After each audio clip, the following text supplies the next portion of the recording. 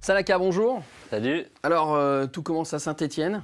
Eh oui. C'est là déjà que tu fais tes premières armes à l'école. T'étais déconneur ou pas quand Pas du tout, au contraire. J'étais très timide, du coup j'ai besoin de me venger aujourd'hui. Ouais.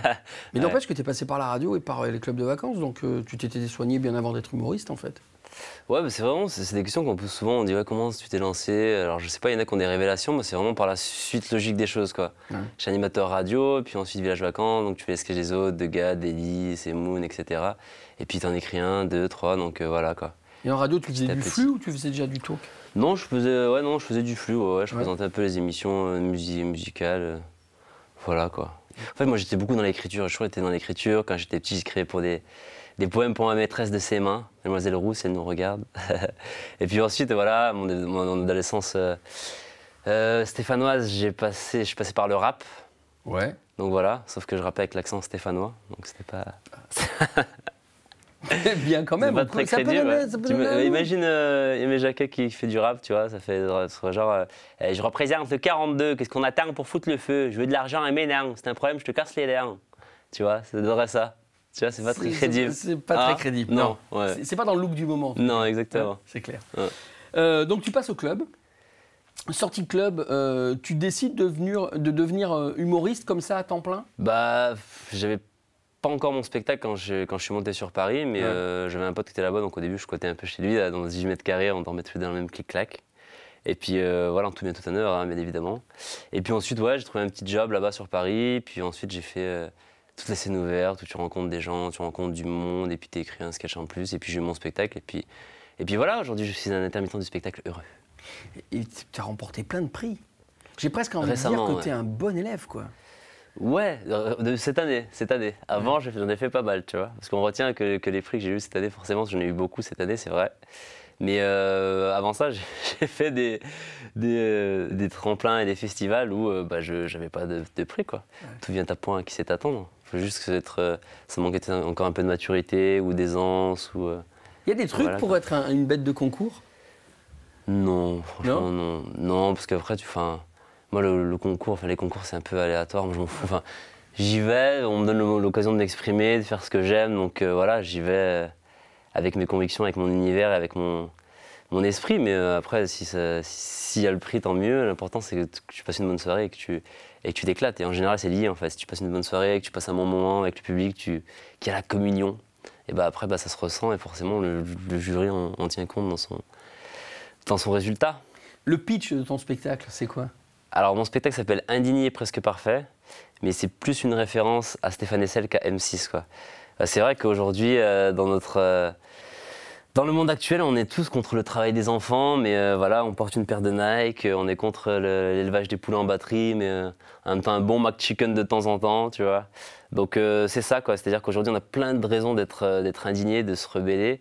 Mais en même temps, c'est dur de faire avec le monde qui est autour, quoi, parce que sinon, il faut faire comme José Bové, il faut aller élever des chefs dans l'Arzac, tu vois, c'est pas évident. Donc mon spectacle, ça parle de ça, en fait. C'est un spectacle qui est engagé, mais sans être moralisateur, tu vois. J'ai voulu que ce soit assez léger et que ça reste quand même de l'humour et que ça soit pas trop plombant. Donc voilà, quoi, faut trouver juste le milieu, faire le petit dosage entre les deux. Mais j'essaie juste de faire un petit peu réfléchir en plus de rire, parce que le rire, c'est joli, mais réfléchir, en plus on arrive à faire réfléchir en faisant rire, c'est encore mieux. Alors, je te propose que nous tendions vers la perfection. Ouais. On va te regarder tout de suite sur scène. Ok, avec plaisir.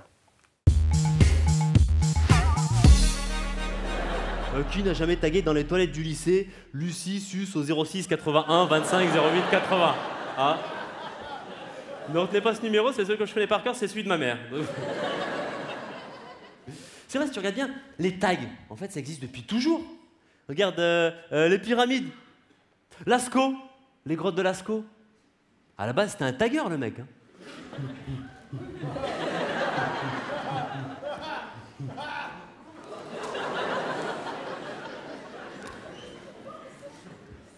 Lucie. Suce. Les mammouths. Police, police, police, police. Alors au début, je taguais mon vrai nom. Rémi Chiroussel. Mais à chaque fois, il y a la police qui arrivait et j'avais juste le temps de taguer Rémi Chi. Alors que c'est vrai que Sanaka, ça, tu sais, ça stag, ça claque, ça sonne. Hein, Sanaka, il y en a qui me disent ça vient d'Afrique, ça. Non.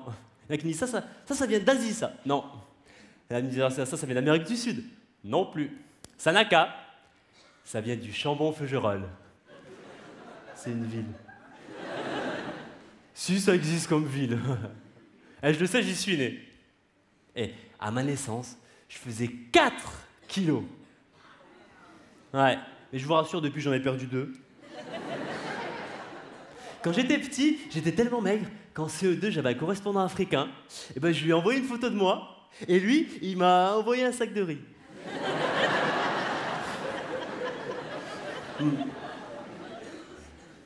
Bon, aujourd'hui, ça va. Aujourd'hui, j'assume mon corps, je suis à l'aise dans mon corps.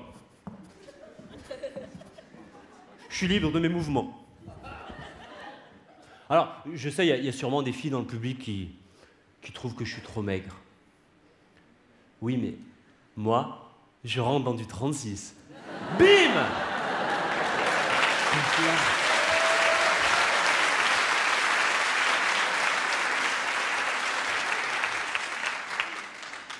Puisque je te dis que ça existe, le Chambon-Feugerolles. Je te vois dans ton regard. Si, ça existe. Je sais, j'y suis né quand même. C'est pas... Exactement, c'est ça, à côté de Saint-Étienne. Hein. Merci, papa. Le Chambon-Feugerolles, en fait, c'est la banlieue de Saint-Étienne, effectivement. Hein, vous connaissez Saint-Étienne. Hein, les Verts, Manu France, les mines, les terrils, le ciel gris, les rues désertes, le néant, la ville morte.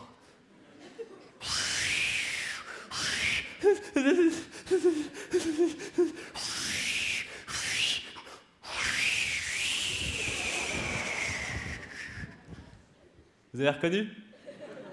La bourrasque dans les westerns, la boule de foin. Je fais bien, hein?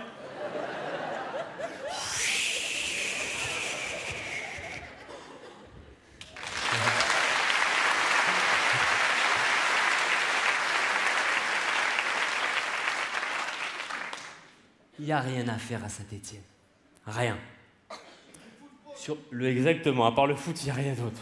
Sur le guide du routard Saint-Étienne, il n'y a que 2 phrases. Que faire le soir? Attendre le lendemain. Que faire le lendemain? Fuir, loin et vite. C'est vrai, il n'y a rien à faire à Saint-Étienne. Pourtant, on est fiers de notre ville. On la porte dans notre cœur, mais personne ne sait pourquoi. À part pour le foot, peut-être, c'est vrai.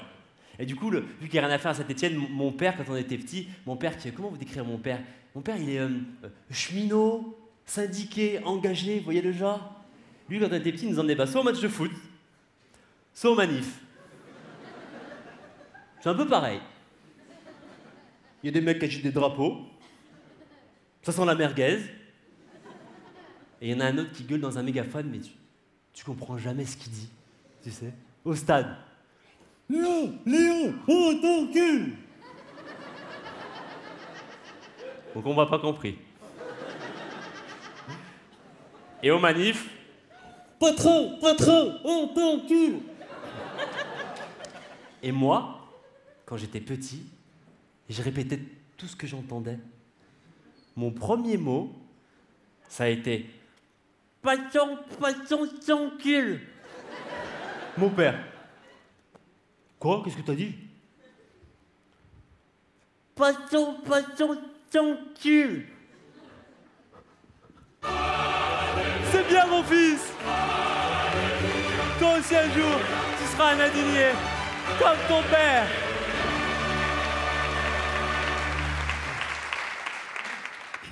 Mon père. On peut applaudir, s'il vous plaît, notre heureuse? Merci beaucoup. Mon père, j'ai toujours vu en colère contre le système. Et quand il est en colère, il lève les sourcils et bouge la tête de droite à gauche, comme ça. Je comprends pas. Je comprends pas comment on peut laisser faire ça. Je comprends pas. C'est dégueulasse. Il y a pas longtemps, il a vu mon spectacle, à la fin, il m'a dit « N'importe quoi. N'importe quoi, je suis pas comme ça. N'importe quoi, ce que tu dis, c'est dégueulasse. » Tes sketchs, tes spectacles, tu les prépares comment? Tu bosses comment?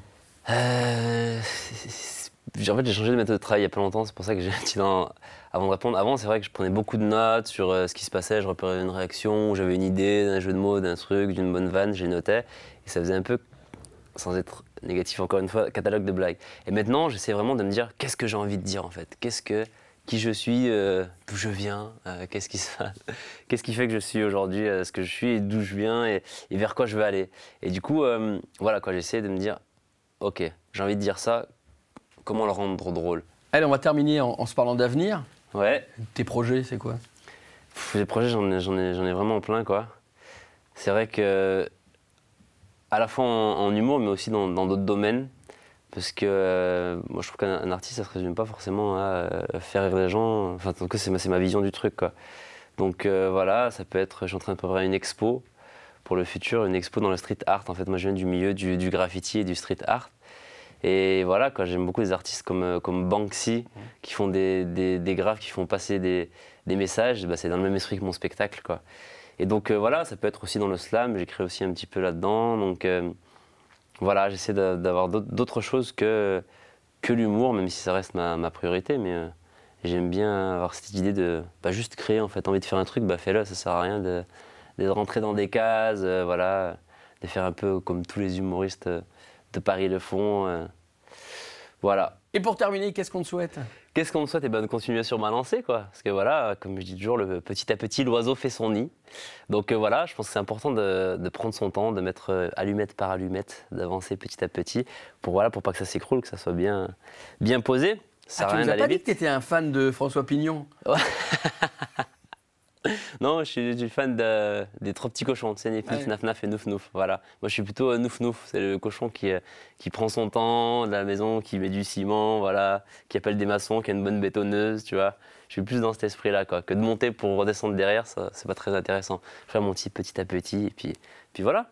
C'est plus solide, du coup, les bases sont plus solides. Ben C'est voilà, un peu ce que je dis. au moins on est sûr que tu ne te feras pas bouffer par le grand méchant loup. Ouais, je crois qu'on va terminer là-dessus, quoi. C'est une image tellement forte, les trois petits cochons et les grands méchants loups, je pense que c'est parfait pour la fin de l'interview.